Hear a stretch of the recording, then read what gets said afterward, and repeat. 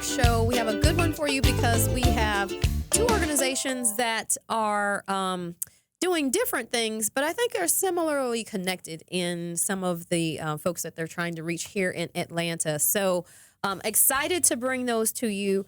First, after the break, we're going to be talking to Norma Joy Barnes, and you're going to love her when she comes on the show, but she is the president and CEO of the Community Council of Metropolitan Atlanta, CCMA, and they're capturing a segment of the population that I think is probably sorely overlooked for opportunities and programs that are there to support them because, quite honestly, people probably think that they look past them or don't think that they're they think they're too far gone. So young men, African American men in particular, who are between the age of 18 and 28. So adults.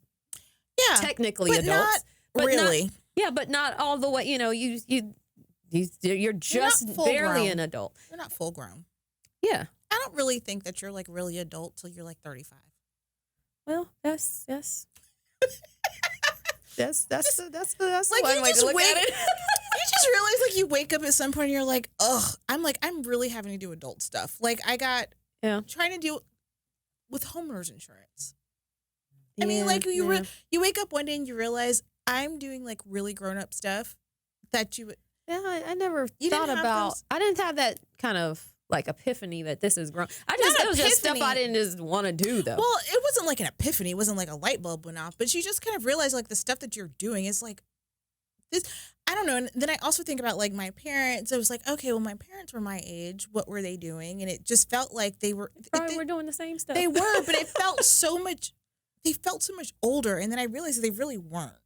That's because you were younger. I know, but then you look up and you realize it's like, oh yeah, my parents were this age, and they were doing stuff and like fixing things around the house and like dealing with insurance and doing this stuff, and you're like, I'm a grown up. There's like this funny meme where it's like somebody's like looking around and they were talking about something happens and they're not the cat. They were doing something. I don't. Yeah, you got to explain the cat thing. So somebody they're like looking around and they're like, we need a grown up, and everybody's looking around, and then you realize I'm the grown up. Oh. Like, you just realize like, oh no. Was everybody else in the picture a grown up? I don't think so. I think it was just like that feeling when you realize you're like, we need an adult, and you realize, in this room, I'm the adult, and I have to be responsible. Like, yeah, that's a little. So now, what is this cat thing? Okay, so on the left-hand side is two ladies, and they're apparently it's like people getting it like a fight. So it's like on one side, people are like, no, this is the way it is. And then the cat is like, no. But is this a real scene from something? On the left, yes. That's from Real Housewives of Beverly Hills. But the cat wasn't there. This is like a mashup. Okay, because I'm trying to understand. I don't get the reference. So I'm like, is this? They're really yelling at the cat? I didn't get this one. Okay, they're not yelling at the cat. So most of them you can kind of get right off. The cat I couldn't get this one. The cat is just showing.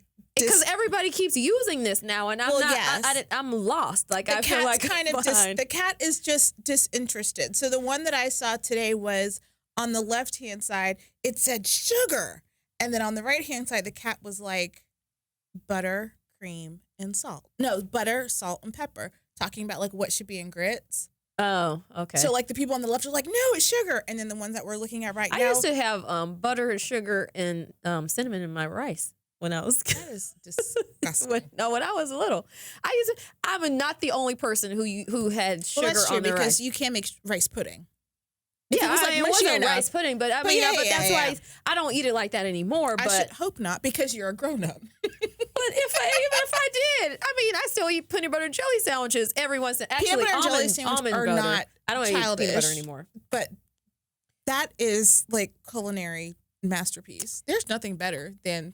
What? Peanut butter and jelly sandwich. Oh. Like, kind of want to go home and have one. But with crunchy peanut butter, because that's what I like.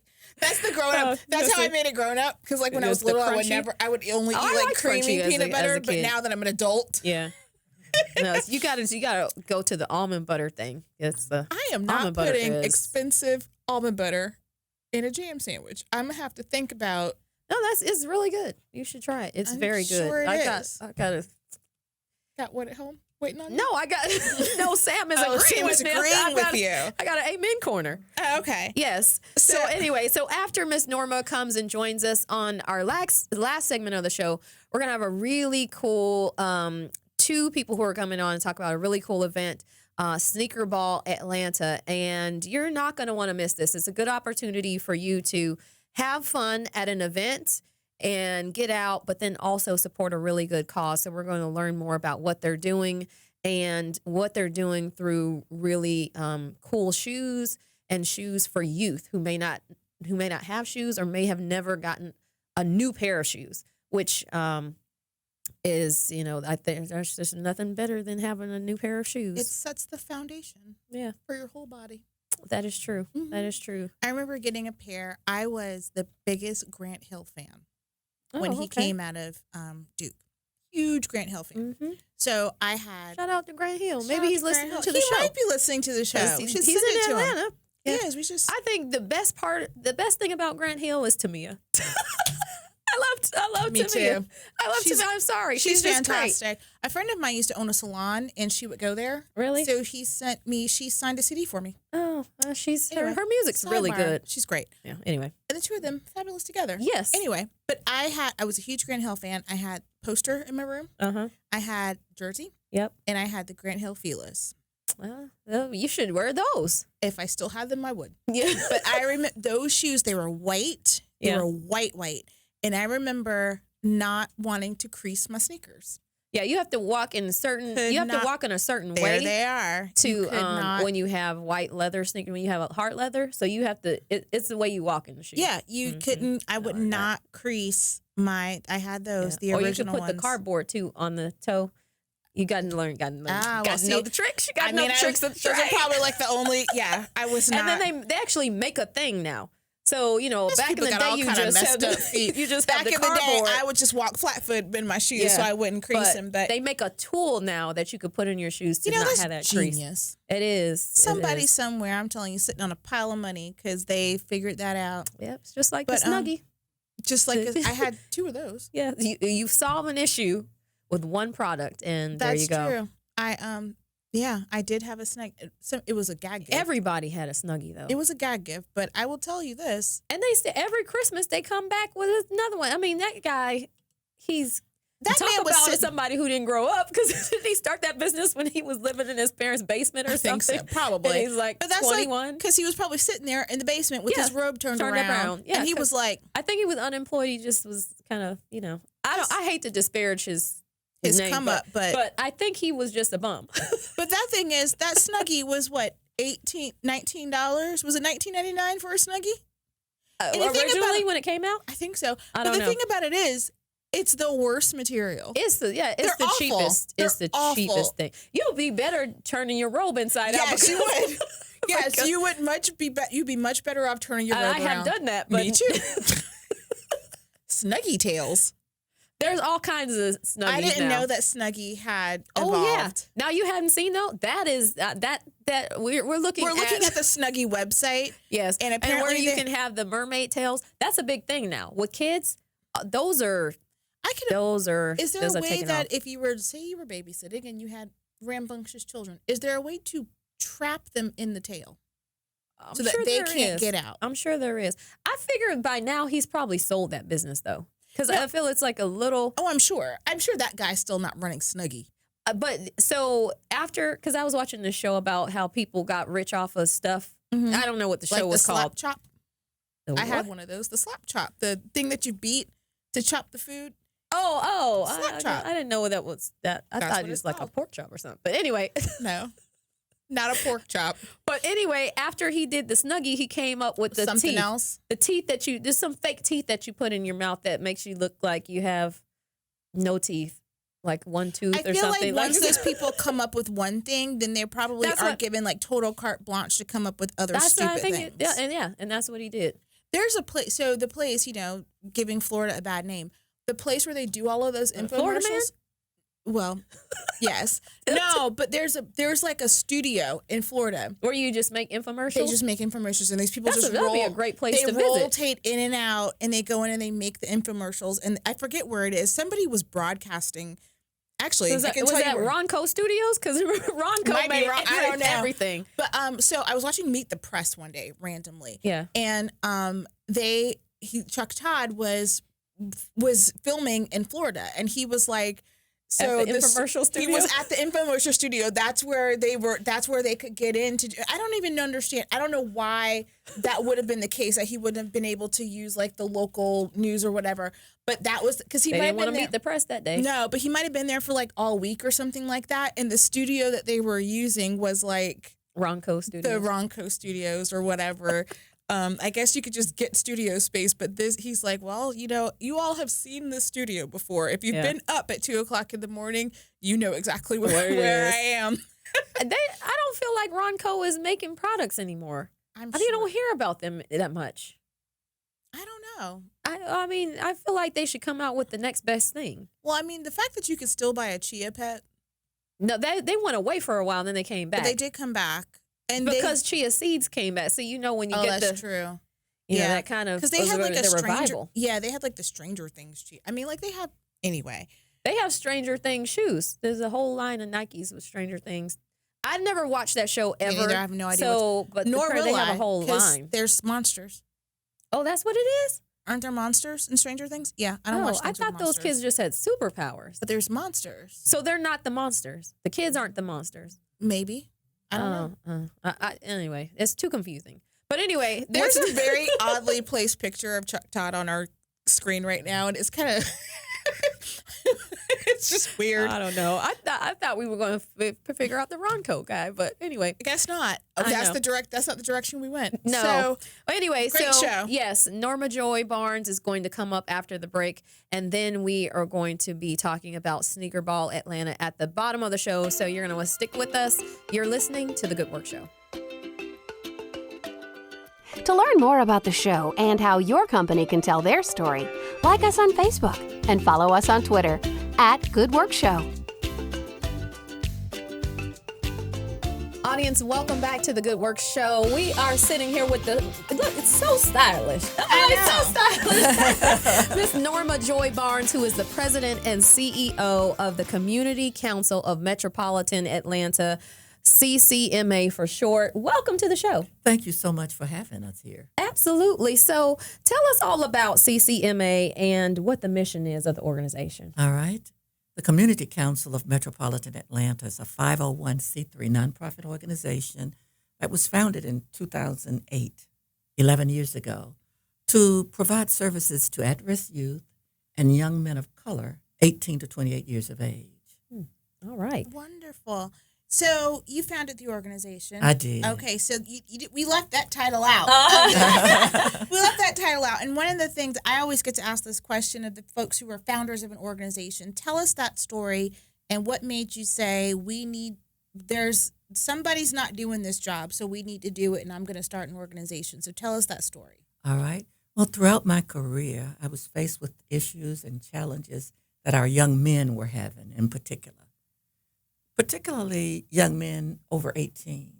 We do a lot for our youth and children, but when a young man becomes 18, 20, 24, we think they ought to have it together, but so many of them don't. For years, I mentored, I researched, I worked with the community, this is the Community Council of Metropolitan Atlanta, but I worked with the United States Equal Employment Opportunity Commission as an investigator and a mediator, and I saw firsthand experience of how these young men were being treated. My son was doing fine, but I couldn't overlook all of the young men who were falling between the cracks. So I decided in 2008 that I had to retire from my position as a mediator, even though I loved the job, to do something full-time with our young men. And that's why I formed the Community Council of Metropolitan Atlanta. That's fantastic. Mm-hmm. And that's true what you say about that age group. Because I think about even, the folks that we work with at Goodwill, we cut, 16 to 24? Mm-hmm. Yep. And then, a lot of stuff does cut off at 18 if you're within the system. A lot of people. Foster care cuts off at 18. Yeah. And I think if you talk to women who are dating or men who are dating men who are 18 to 28, they ain't got it together. So Yeah, and we know that to be true. And so many of them have missed out. Yes. They did not have strong male role models. So many grew up without fathers. So what do you do if you don't know what to do? Right. Yeah. You haven't seen it. Yeah, And we've that's talked right. about that with other organizations too. You need to see something to know That's true. how to do better. Yeah. So tell us about that audience, and I think you hit on it a little bit. But what were you seeing? What were some of the issues that you were seeing in particular that you thought, well, there needs to be an organization that can address this, because in that age group with that target demographic, they do not have what? That's true. I personally witnessed young men being treated differently than their white counterparts and even black females. But even these statistics are startling. They're 2 times more likely to be unemployed than their white counterparts. And even when employed, their salaries are 75% of what their white counterparts make. They're 7 times more likely to be arrested. And even when they are incarcerated, their sentences tend to be 10 months longer than those who committed the same offense. They're 9 times more likely to die of homicide. And many times you're killing each other. So something has to be done. Yeah. And you were seeing those statistics even play out in places like Atlanta. I mean, yes, this is not definitely. This is not, you were looking nationally. You were seeing this in your backyard. And it may be even worse in Atlanta. Yeah. Wow. That's wow. Well, thank you for so many people, you look at a situation or you look at an issue and you're like, well, that stinks. And then you go on about your business or you keep working. And you said that you left a job that you loved because you realized that there was other work to be done. So we appreciate you for that. And let's talk about some of what that work is that y'all are doing. So tell us about the Priority Mail Initiative. All right. But before I say that, so many times we think that we can't make a difference. We want to leave it up to nonprofit organizations and the government to address these problems. And so many people thought that I was crazy to lose a 6-figure salary and work free. But I knew what the need was, and I knew that if God gave me the vision, he would give me the provisions, and that's what he's done. The Priority Mail Initiative is composed of a number of programs. We have a Priority Mail Institute, which is a 16-week structured program for young men. And so many young men have said to me, Ms. Barnes, it saved my life. Has classes that range from anything from personal assessment, goal setting, interpersonal relationships, heritage lessons, communication skills, dressing for success, etiquette and social skills, entrepreneurship, financial literacy, vocational exploration, looking for the class. job, things that I did not get. And I went to boarding school. I didn't get those things. But we've worked all of those things in the program. We also have a Propel Academy, which is a 12-week program, but they are only in class 1 day a week because of funding. So for the other one, are they in class every day? The 16-week program, they were in class Mondays through Thursdays. Wow. From 9:30 to 3:30. So that's that is school. That's It is school. That's school. a It is semester of school. school. It is school. That's And fantastic. so many people thought they wouldn't stick with it, but they were hungry for that. Where did you house that? The first program was on ITC's campus, Okay. Interdenominational Theological Center. Yep. One of the ministries there hosted us for a 16-week period. Then we went to Morris Brown College. The last one was at ITC in a different building, the 1-week program. And it wasn't as effective because it was only 1 week, but the young men changed during that 12-week period. I think something that you said was interesting, that people thought that they wouldn't stick with the program, but the young men got in there because they were hungry for it. And I think that's something to expand on, to the idea that just because somebody isn't because they don't want to, that once they have the opportunity, they grab onto it. They do. They do. And the first program, we were out for Christmas, and I wanted them to be out for 2 weeks. They were upset. I thought they were going to be elated. I would be. But they said, Ms. Barnes, we have to be out for 2 weeks. Can't we just be out for Christmas and New Year's? I needed a break. Like, So well, 2 weeks. The first program, 16 weeks, that's a long time. mhm. The young men, first program might have been 26 weeks. I think it was 6 months. Mm. And then we went to 16. But when we graduated, I thought they would be elated. They were so disappointed. Miss Barnes, this time went by so fast. Can't you keep working with us? Mm. We had to form a charter club so that they could meet once a week until they could really go on and do their own thing. Mhm. But they were hungry. Mm-hmm. And our young men are. But men don't voice their concerns like Right. we do. Yeah. Yeah. We look she's for those looking at kind the of men in the programs. Well, not these guys. Yeah, no. They tell us a lot. They do. They do. Yes. And I pushed my son to finish college, to do those things, but they don't really talk about it like we do. I need some help. Yeah. Right. Yeah. So who now? You said they were telling you, Miss Barnes, we don't want to leave. It's too early. Were you teaching all of those classes? No. Okay. We have professionals. I'm there every day. You're there every I'm day. there every day. Yeah. But we have professionals to teach those classes. Mm-hmm. They get speech and diction, public speaking, all of those things from professionals. But it interests them.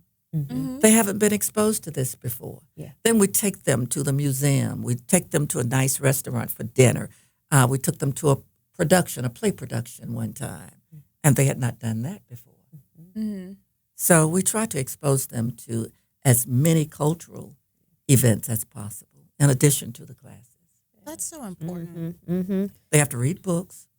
They have to make reports in class, and they are graded on terms of their engagement and their participation in the program. Now, how do they?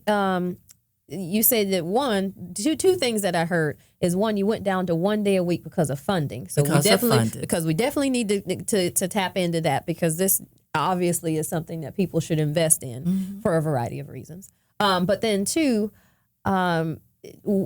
is there any point of entry for the folks for the young men who are coming in? Do they have to do anything but show up? Is there? They have to apply. Okay.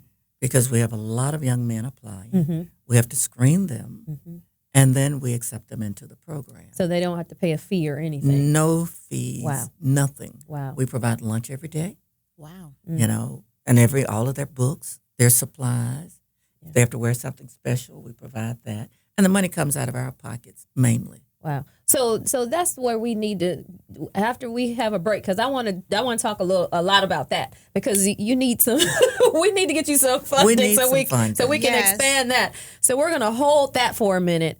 But so do you have a class going on now? No. Okay. Okay. No. Right now, we have the Prior to Male Empowerment Symposium Okay. that you discovered Yes. and contacted me about. And we have workshops, Propel Yourself to Success workshops. Okay. So we're going to talk about those. The symposium is, give us a date on that. The symposium is on Thursday, November the 14th. Okay. So that's next week. Okay. All right.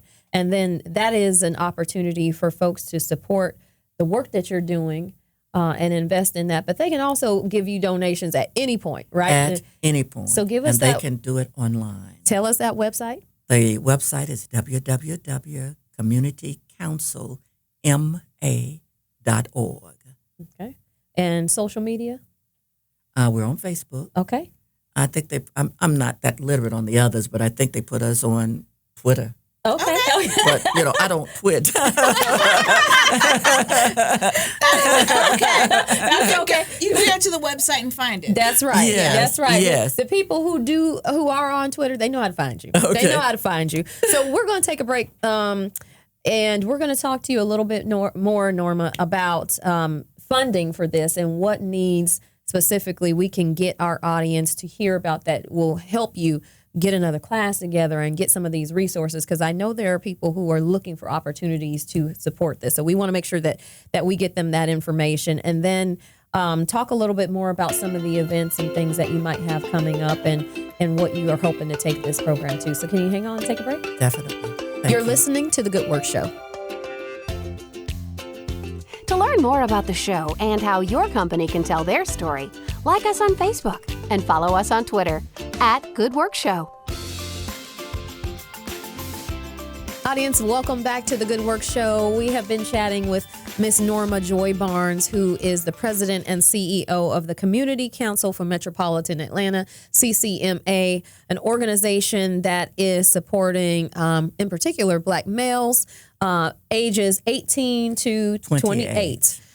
So definitely after that sort of youth age where we have a lot of focus and programs that are supporting that. But this is young adult men who really still need some help. They need a help up. They need exposure to things. And that is what CCMA has been doing and hopes to continue doing a little bit more of. And, you know, you mentioned something before we took the break, Ms. Norma, about a lot of the things that you were doing were coming out of your own pockets. The staff at CCMA, which is commendable and great because that means you really believe in what you're doing.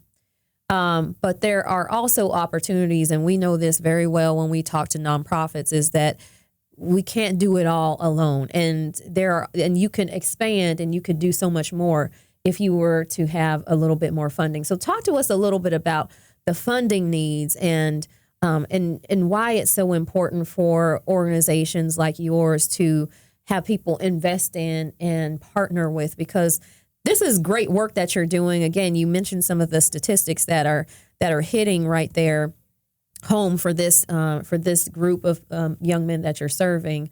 But we could change all of that if there were opportunities and more of them for CCMA to get involved. Yes. And we had applied for grants in the past, and I've talked with the representative about why were we not selected. And one of them candidly told me, we're interested in youth and young teenagers, and even elderly and disabled. But our interest is not in young Black males in that age group. I think that what most of them are missing is that these young men are going to be raising children of their own, and they're going to pass on what they know to their children. So the legacy will continue. Their children will need help years from now. But if we give them the right resources now, they will share those with their children. And we won't have as big of a problem in the future. We just received our first grant from Fulton County. Fantastic. Oh, nice. The first grant, so yay. Congratulations. Yeah.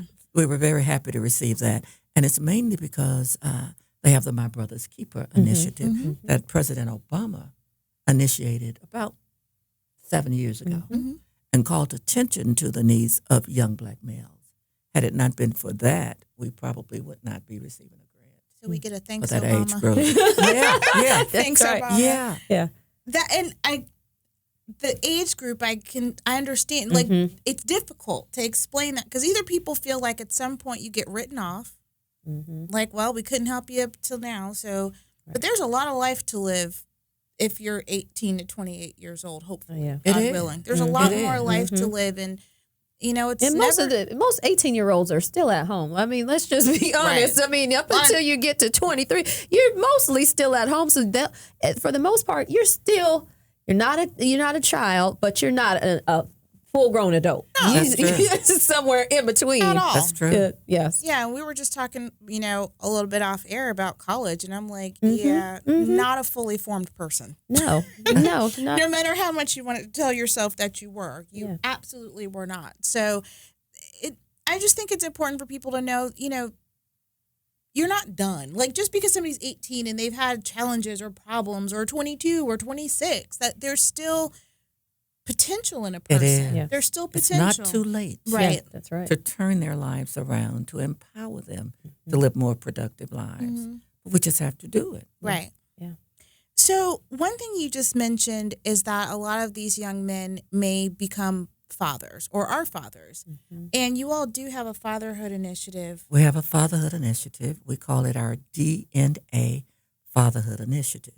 Now, when most people think about DNA, they think about the genetic DNA. But ours is not the genetic DNA. It's the real DNA. The D stands for devoted. A real father has to be devoted to his children. The N stands for noble. He should carry himself in such a way that if his children emulate him, it's no problem. It's a good thing. And the A stands for accountable. Even if you can't pay child support, you can still be there for your children. Provide moral support, inspire them, and do what you can. Let them know that you care. So if you possess the real DNA, you're a real father, and you will make a difference, a positive difference in your children's lives. We have not fully implemented the DNA Young Fatherhood Initiative because of funding, but we try to work it into what we do.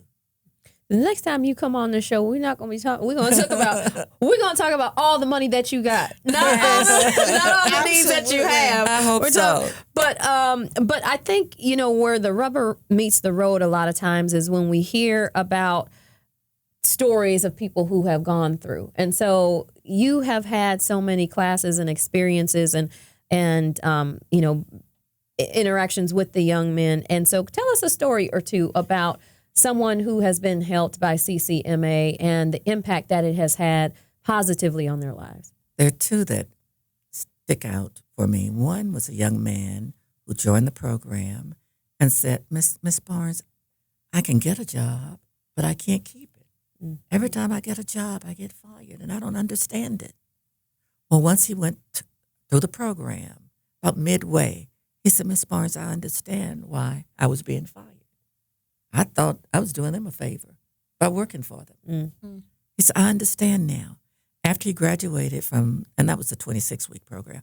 After he graduated from the program, we got him in the Year Up program, which is a one-year program. It's a great program. And when I went to his graduation, his counselor came up to me and said, Miss Barnes, I've seen hundreds of young people come through this program, but, and I won't call his name, has the highest ethics than anybody I've seen.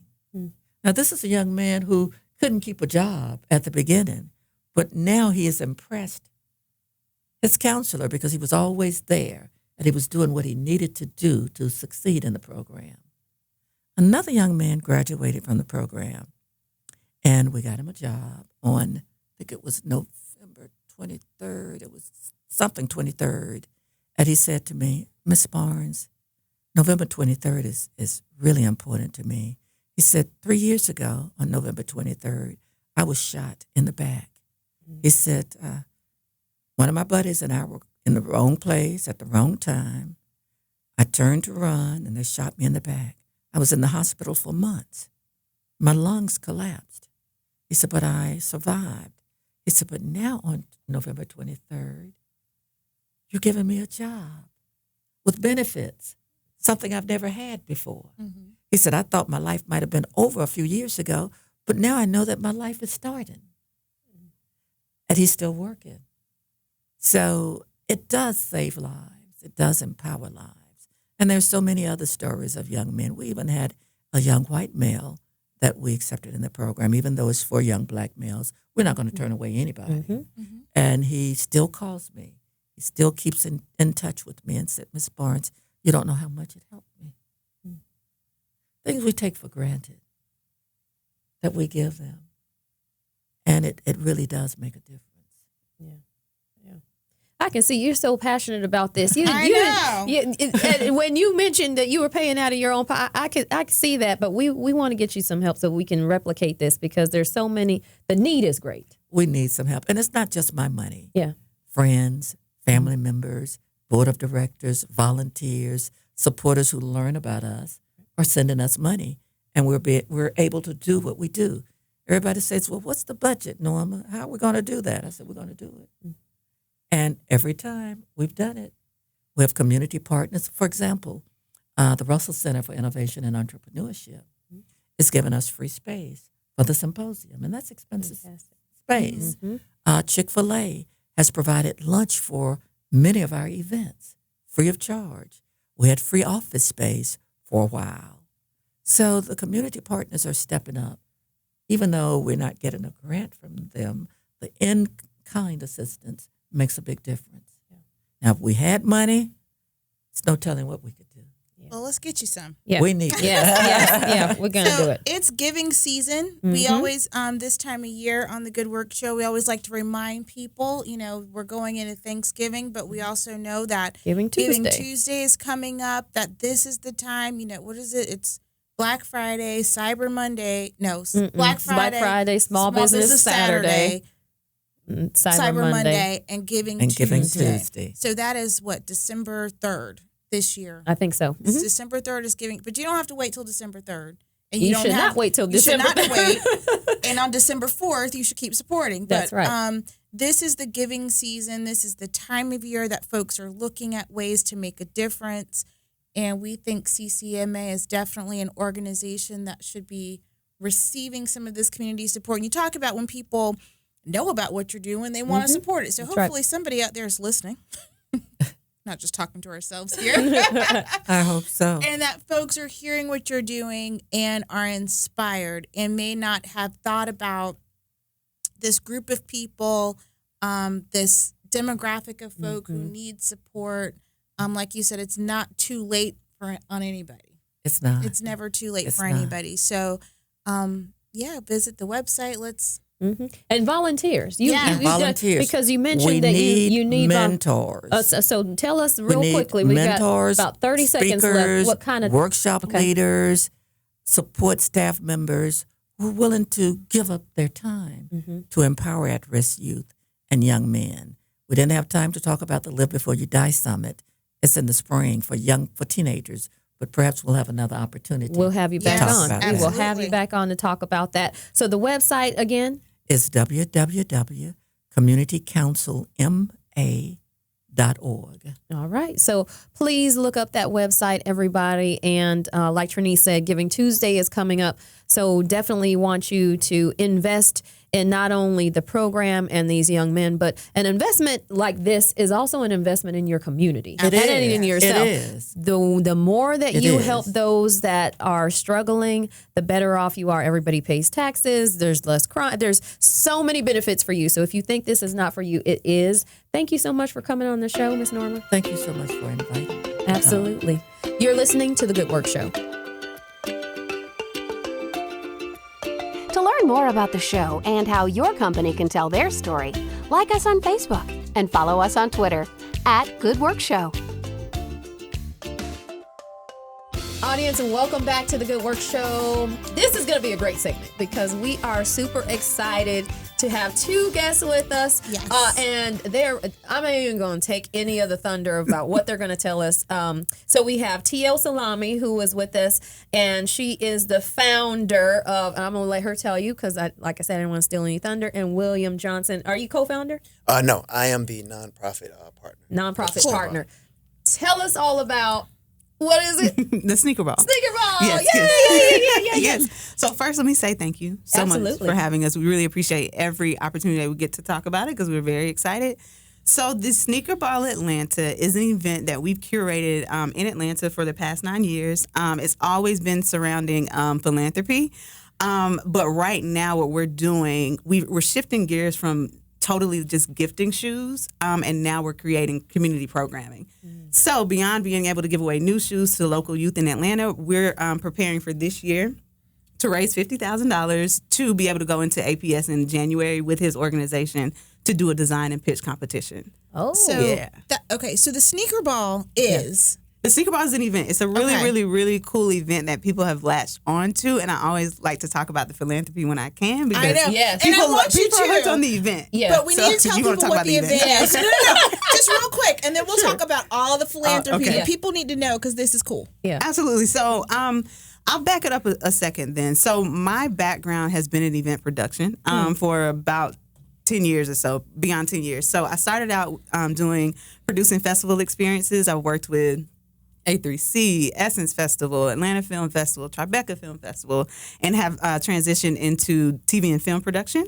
So I have a lot of producing experiences under my belt. So the Sneaker Ball is kind of my baby. It is where, it's like my playground. So it's where we get to, it's almost like, I like to get adults in the mindset of the at-risk youth that we're serving. So it's almost like a playground. It's a really, really, really interactive event. So you dress up and you wear sneakers so you can literally play with us. Like we have so many interactive spaces within the event where you'll be able to do artwork. You'll be able to see artwork being done, live murals, customizations of hats, pictures galore. It's a lot of stuff. It's games.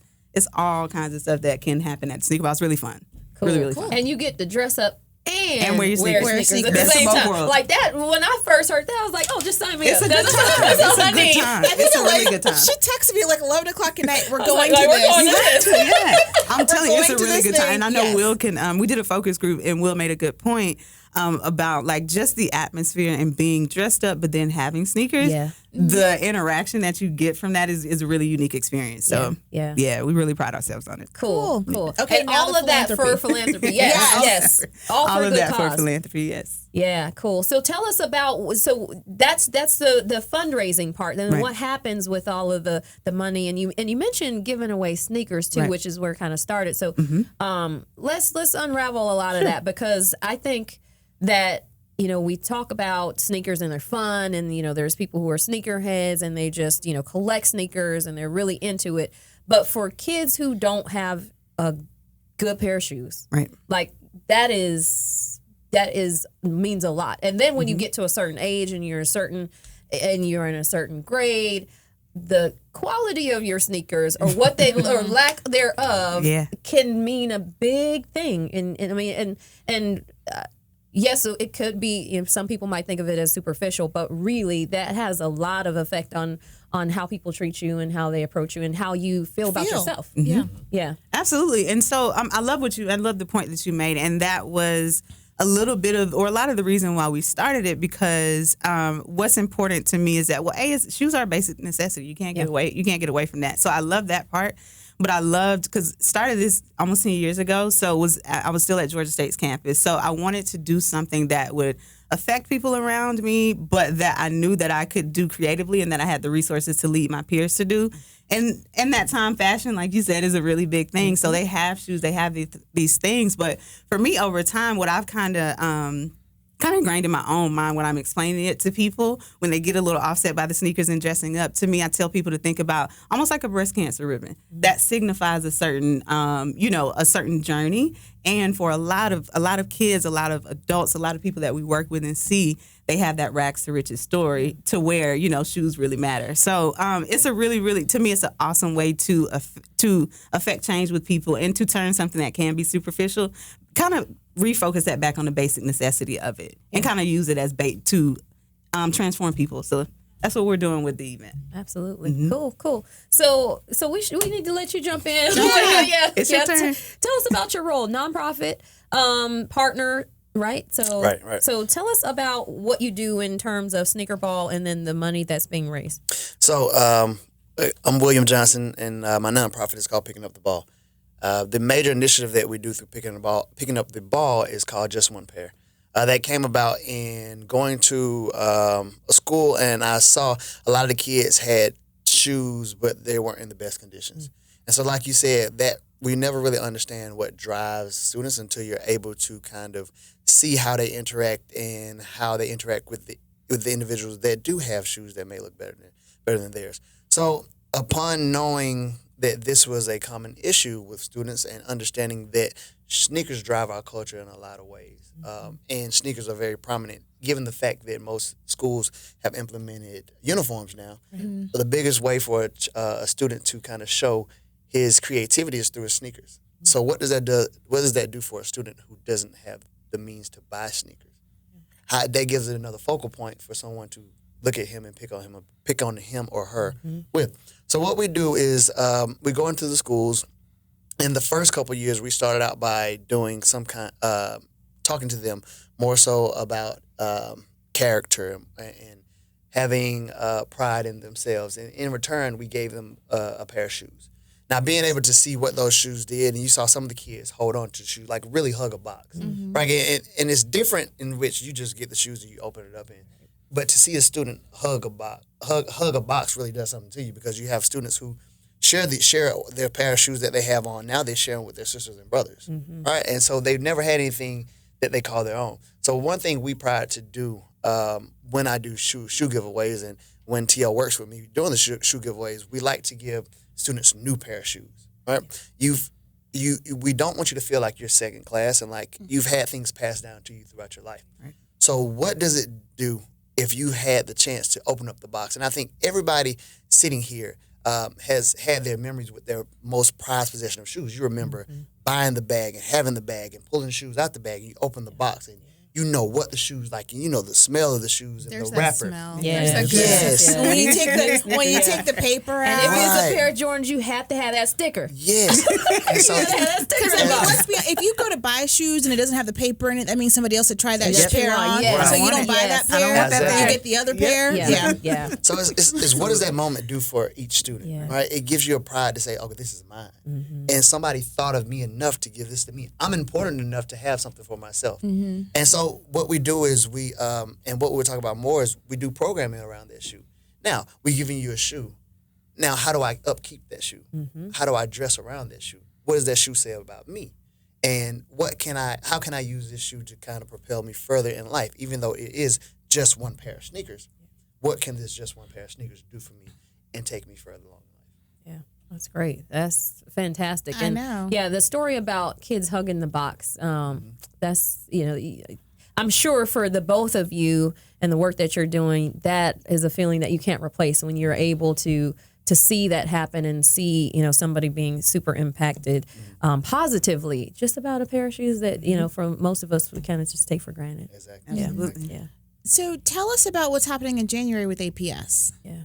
So in January, what we decided to do, we decided to take what we've been doing a step further. So we did the first year, we gave away the shoes, and we also did, we took the students to our mom and and they got a chance to pick out their own shoes. But before that, they had to do a service project in which they donated a large amount of shoes to a home.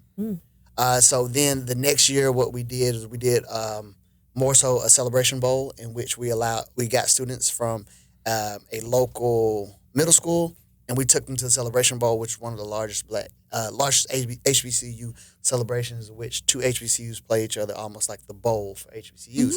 And so they were out there and they saw people that were from their same community go to college. And so that was another impactful moment. So we wanted to take a step further and say, okay, how can we use shoes and take it a step further to really drive home what we're trying to do? So with APS, what we decided to do a camp or a cohort in which we take some students and we actually start with the idea around a sneaker. And then throughout the course of 18 weeks, we show them how to flesh out an idea that they may have concerning the sneaker. So is this, do you want to do something like laces that never go dirty, right? So that decreases a student from having to buy extra laces, right? Do you want to find a protective covering for sneakers? Because a student who doesn't have the money to buy sneakers, how does he preserve the one pair of sneakers he has? So if you have that idea, how can we flesh that idea out over 18 weeks? And then the culmination of the 18 weeks will bring a lot of our business partners and friends in to kind of see them do a pitch, right? To pitch their idea, to build their idea, and show them that, hey, you can start. You have the power in you to start an idea, and then how do you flesh that idea, and then present that idea. So who knows? Nike may pick you up, Reebok may pick you up. Who knows? Yeah. You might be the next Tinker Hatfield. You There just we go. never know. That's so cool. Well, cool. I mean, this has been fantastic. So you got if you want to plug in and you want to participate and support through the ball, you can come, dress up, donate. And then if you really want to get into the work and the day-to-day, then you can partner with William and connect with the kids. And it just kind of all goes hand in hand. So super cool. So Sneaker Ball coming up November 16th. Yes. Because I really did ask last week. I'm like, is it? Yes. Yeah.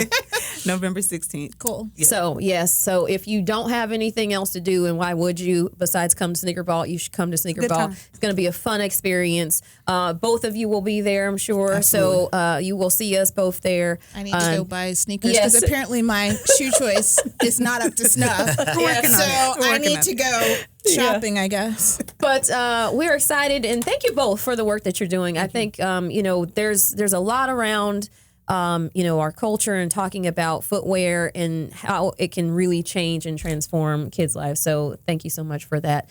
And Sneaker Ball, everybody coming up. #SB _ATL. ATL. All right. You're listening to The Good Work Show.